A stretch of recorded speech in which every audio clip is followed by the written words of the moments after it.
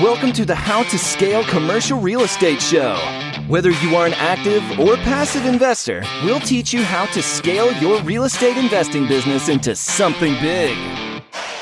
Tyler Chesser, CCIM, is a high-performance real estate entrepreneur who helps real estate investors, leaders, and entrepreneurs transform their business and lives.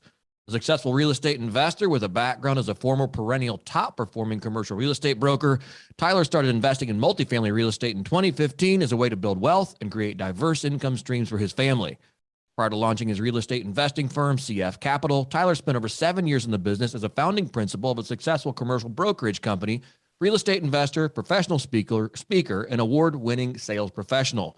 Today, Tyler offers a range of services and programs from syndication of private passive investment opportunities, individual to group business coaching, real estate and consulting, keynote speaking, and hosts a top 200 business podcast internationally called Elevate. Tyler, welcome to the show. Sam, thank you so much for having me, my friend. How are you? Hey, I'm great, man. Thanks for coming on today. This will be a blast. I'm super looking forward to it. You know, the same questions I ask everybody who comes on the show. Can you briefly tell us, and I know we got a lot out of your bio there, but, you know, give us a little color on this. Where did you start? Where are you now? And how did you get there?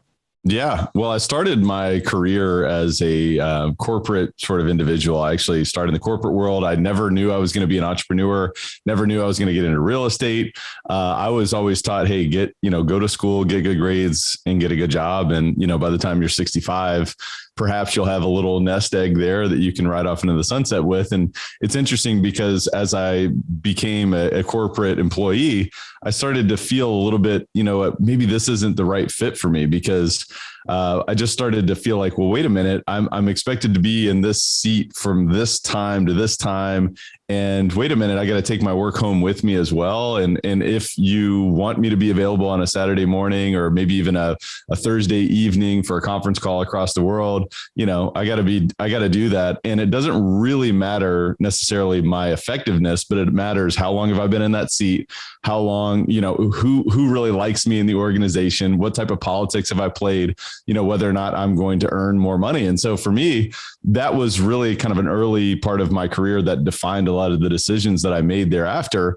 And so long story short, that internal turmoil that was also external in many ways led me to reinvent myself. And I reinvented myself by getting into real estate. And as you mentioned in the bio, I started in real estate as an agent. Then I founded a brokerage company. I learned quickly when I was doing that it was a great way to generate fees and income, but it wasn't a great way for me to generate wealth. And while I was investing in real estate along the way, if I wanted to create real wealth, it came through focusing on investing. And so it's been a constant evolution. Every single day is a constant evolution. And so I've become super passionate about personal development, personal growth, mindset, surrounding myself with people like you. Of course, that's where the podcast came from. Of course, you mentioned as Elevate Podcast, it's all about mindset, mind expansion, and personal development for high performing real estate investors, because that's what I'm all about. And that's what I love. And that's the thing that I love about being an entrepreneur, being an investor, is that it's a challenge. It's almost the greatest personal development process that you'll ever go on. And so for me, I've transformed as an individual through this entire, in many ways, kind of, uncomfortable process. So that's just a little bit about my background and where I was and now where I am today. Man, that's awesome. I love that. And maybe we can, spend a few minutes kind of digging into that transformation process. Like, how did you go, you're sitting in that seat and you're figuring this out going, oh my gosh, like I could do this for 40 years and it's all about tenure. And like you said, time in the seat. And then, so what were your next steps as you said, all right, you know what, I'm going to get out of this. I know you said you went and became an agent. Which was interesting. Was that on the residential or the commercial side? And then how did you really work your? I got a lot of questions coming at you. How did you work that out? And then what were some of the things you took early on to really help you drive and guide your mindset? Yes. So, man, there's a lot there. And the first thing, you'll find this funny, the very first thing that I did when I started to feel that discomfort, it's so interesting to look back on. The first thing I did was revamp my resume. And I'm like, hey, I'm going to go to a different organization. And, this organization is my problem. It's this organization. But what I didn't realize is that it's really the culture of corporate America. It's a culture of being an employee in that type of environment.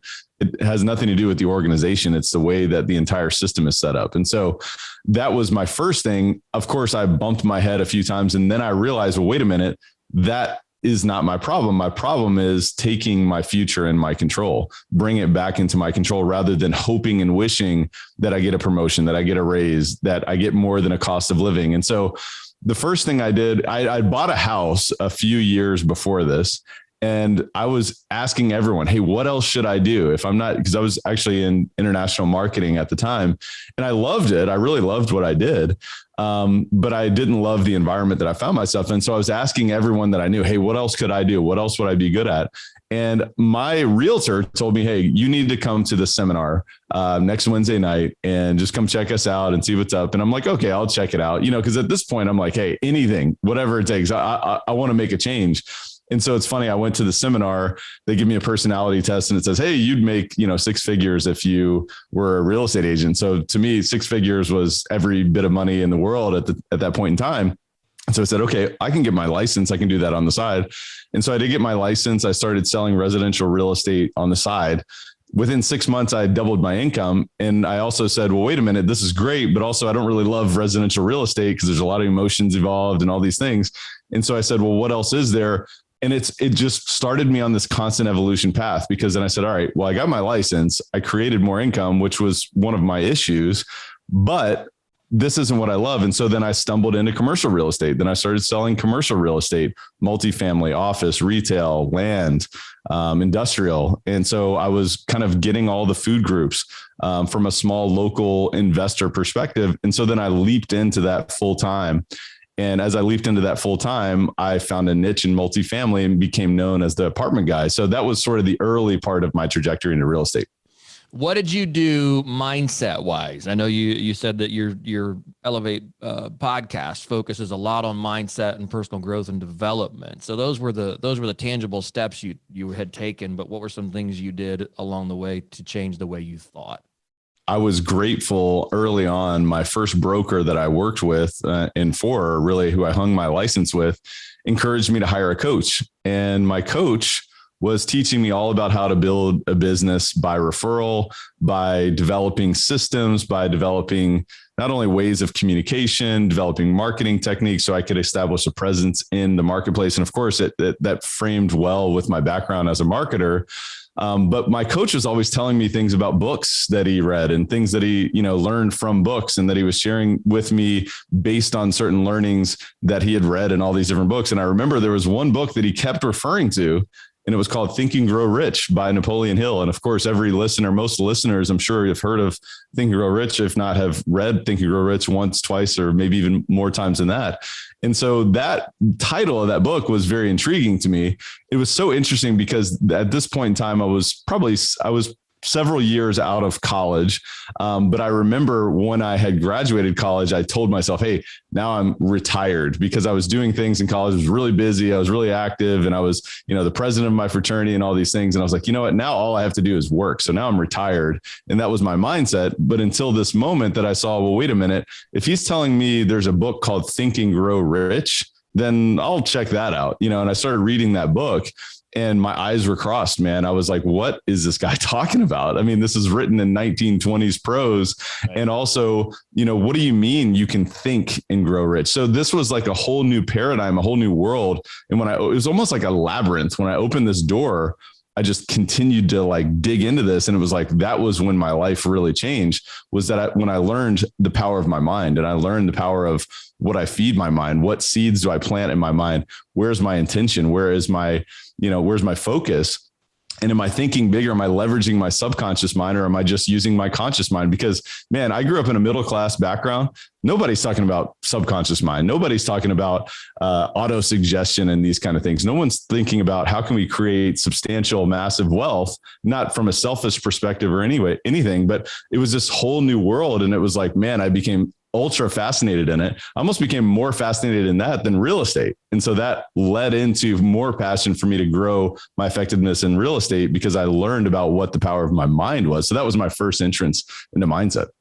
Man, that's cool. I love that. And I bet that it's a continual growth cycle. Like at this point, you're probably still going, there's so much more out there to know and learn. Oh yeah. I mean, so it's so crazy because the more you learn, and I know you would agree with me on this, Sam, the more you learn, the more you realize you don't know. And it's crazy because there is a certain level of ignorance is bliss. And, when you don't know much, you almost feel like, hey, I got it all down. But the thing about it that's cool is that, especially like in real estate or just being an entrepreneur, being an investor and evaluating whether it's economic circumstances, psychological behavior, migration patterns, statistics, the way that we feel and think, from our own emotional perspective, the way that we behave, the way that habits impact our life. When you learn all of these things and how they're all interconnected, you start to realize, wow, there's so much more growth for me to really step into. And it's really exciting. The thing that I've just fallen in love with is learning. And, I know that some days are really challenging. Some days are overwhelming. But I know that no matter what, I'm going to either win or I'm going to learn. So if I fail, that's only feedback. It's not fatal. And so when I get that feedback, I can say, well, wait a minute, maybe I lost some money. Maybe I made a mistake. Maybe I did something wrong. Maybe someone's mad at me, but guess what? I learned. And now through that experience, I can do better next time. And so I think that's also a fundamental mindset shift as well, is that no matter what, you can take action because, we can be worried, we can be scared, fearful, but that doesn't really help us move forward. And so if we move through discomfort and we take action no matter what, and we learn that we can learn whether we win or we learn or lose, that's just a powerful thing. Absolutely. Absolutely. I love that. That's well said. What are some things, give us some real life examples where you've had to move through discomfort? Man, constantly. I mean, honestly, I was having a conversation with my wife last night about, we have so many things going on right now. We just acquired another deal. Literally, we closed yesterday, 132 units. 2 months. Thank you. 2 months ago, we closed a 247 unit deal in another nearby market. And so, that's a heavy value add property. There's a lot of things that we have going on. We're migrating from one technology system to another in terms of our investor management. So we've got a lot of things moving at once. We've got some things going on in the home front. My wife and I are expecting twins. And, so we are moving through discomfort constantly. And it's this conversation that I have to have every single day. It's like, hey, do we pull back on some things? Do we kind of slow things down and kind of pull the throttle back? Do we contract or do we expand through this? And I tell you what, man, every single day, even somebody like myself, who's so committed to mindset and learning and growing, has to still face this and say, well, let's move through this. And, through the face of discomfort, we can grow. And so, I think just a lot of complexity, a lot of new things happening, a lot of shifts, a lot of changes. That's just an example of some discomfort that I've had to go through. But man, continued growth as well. We're growing our team. We've got a new individual joining our team who's got the potential to become a COO of our team. And this is someone who's got a huge amount of capacity. And at the same time, for us, it's a little bit uncomfortable because we've got to bring in a new leadership role within our company. So there's just so many different things, but it's this constant conversation that I have to have with myself. But does that resonate with you, Sam? Oh, 100%. Yeah. You're preaching it, man. This is great. When is a time that, how do you know when to contract, or how do you know when to say, wait, let's circle the wagons and maybe assess where we are before we go take on more?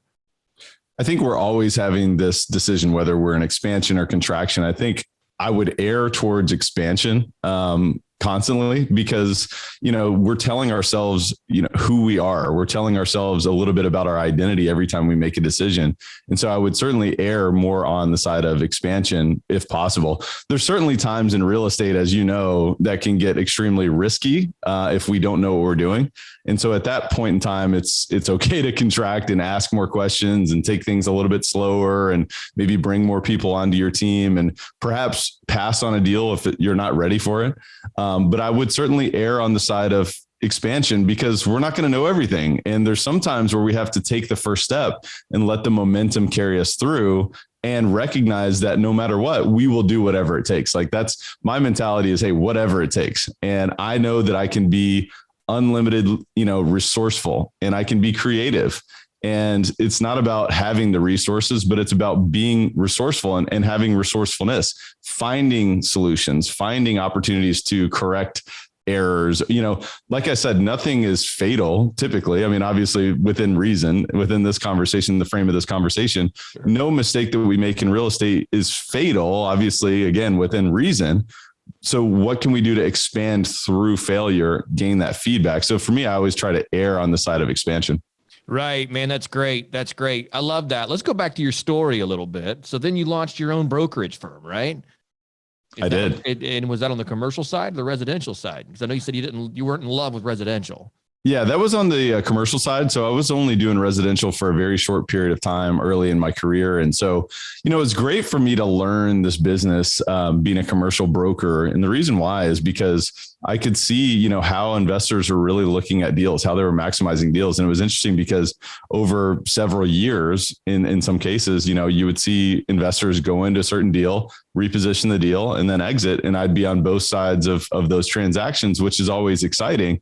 And so for me, that was a great way for me to really dig in and really immerse myself into this business because I didn't have any friends, family, any background in this business. And so for me, that's all I knew. I knew that I could generate more income through being a broker. So I founded a commercial real estate brokerage company, and ran that for a few years. And then as I decided to fully transition into the multifamily investing side of things, I decided to kind of back away from the brokerage business because I didn't want to be a competitor with our broker, colleagues who basically, collaborate with us in terms of our acquisitions today. So that was a decision that I had to make. It was a tough decision. I mean, a lot of people in this business, you get in, you create substantial success in the business.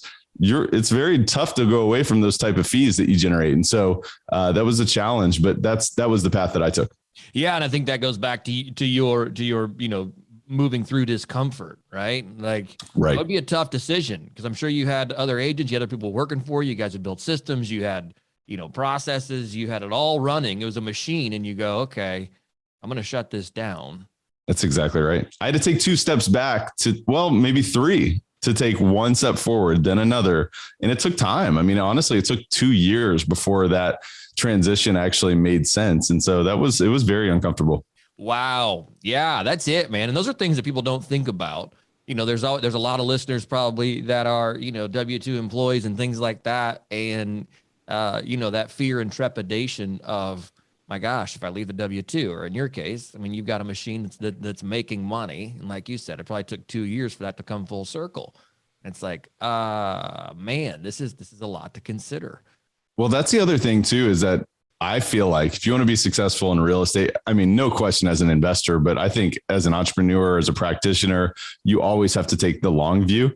And to me, man, 2 years flies by. Unfortunately, and sometimes, you know what I mean? If you're going through a challenging transition, in some ways it's like, oh, I'm so glad that transition is over. But in other ways, it's like, man, you know what? 2 years is going to come and go. So the question is, what are you willing to commit to? And what do you want your vision to be in your future? I mean, what is it? What type of lifestyle do you want to design? That was the thing that I realized as a broker is while I was generating high income, it was not the lifestyle that I wanted. And while I was a commercial real estate broker, I was in high constant demand all the time. And I was like, man, I'm not sure if I want to build a family with this type of lifestyle. And so I'm looking at real estate and saying, look, this is a vehicle. So what can we do to shift the way that this vehicle serves me? And that was the reason why I made that decision. What is the lifestyle you want? I want a lifestyle where I can learn, where I can grow, where I can share experiences with people like yourself, where I can, inspire and be inspired. I'm driven by learning, by growth, by experience, by challenging myself. I mean, we've been talking about discomfort a lot in this conversation. While it still is not comfortable, and even that phrase, I feel like the phrase is very important, to find comfort in being uncomfortable. It's still not natural. And so for me, it's like this challenge, and I can look back on a Friday or, at the end of the year, or at the end of a quarter, and look back and say, wow, I'm really proud of myself. And for me, that's what makes life worth living, is going through a bit of challenge, expanding, evolving. I call it elevating in many ways. And so for me, that's what makes life worth living. But also I love to travel. I love to see the world. I love to meet new people. I love to try new food. I love to read new books and spend time with my family. So that's what the vision of my life is really all about. Man, that's awesome. I love that. That's absolutely great. Did you ever have, when you started, you mentioned this early on, you grew up in a middle-class family. No one was thinking in these terms. No one was thinking, expand your mind. No one was thinking, how to really move yourself forward. Did you ever get any blowback from family or from people that didn't understand what you were doing or going, hang on a second, well, what's Tyler doing again? Okay, so my family still has no clue what I do. They're like, so you're doing this, you're doing this little podcast thing. So what's going on with that? And they'll ask me. It's interesting. I mean, I get where they come from, but they'll ask me, hey, how's work? How's your job and things like that. And it's like, I don't think my family still really understands what I do, but what I try to do is I try to, just be who I am. And the thing that's really interesting is that I've changed a lot from who I was growing up, or who maybe a lot of people in my family still see me as. And so I think that hopefully, they see that I'm just trying to grow and change and, always be constantly becoming the next version of myself. And I hope that rubs off on them in a positive way. I think that that's been my biggest thing. Like, I read this super simple book years ago, and you may have read this too. It's called Who Stole My Cheese? I think it's called.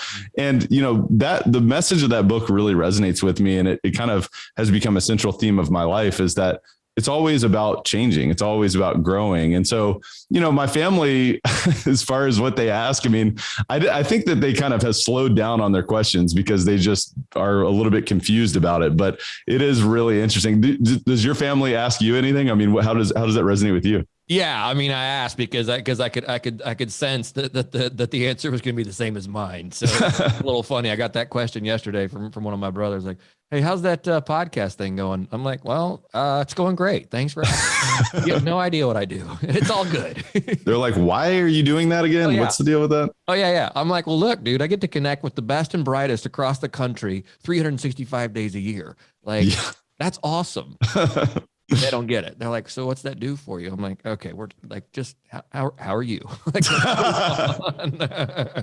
So true. Oh man, that's good times. That's good times. Tyler, before we jump into the final 4 questions, and I've thoroughly enjoyed this. We never even got into your business or into, multifamily or how you've grown that, but maybe we'll save that for another time. Before we jump into the final 4, is there anything else that's really on top of mind that you'd love to share with the listeners? Yeah. I mean, when you think about multifamily real estate, you think about real estate in general. Like I said, it's a vehicle towards creating an outcome that you want in your life. And so the question is, how can we reverse engineer that? I mean, obviously we can get to really practical terms about, hey, well, what type of cash flow is required to cover your expenses, your burn rate, and those kind of things and beyond, so that you can live a life free of, following your passions and doing these things. But it does come down to continuing to invest in yourself. So you think about that. I mean, the things that I think are important for investors to consider is, hey, we need to continually study what's going on in this economic environment.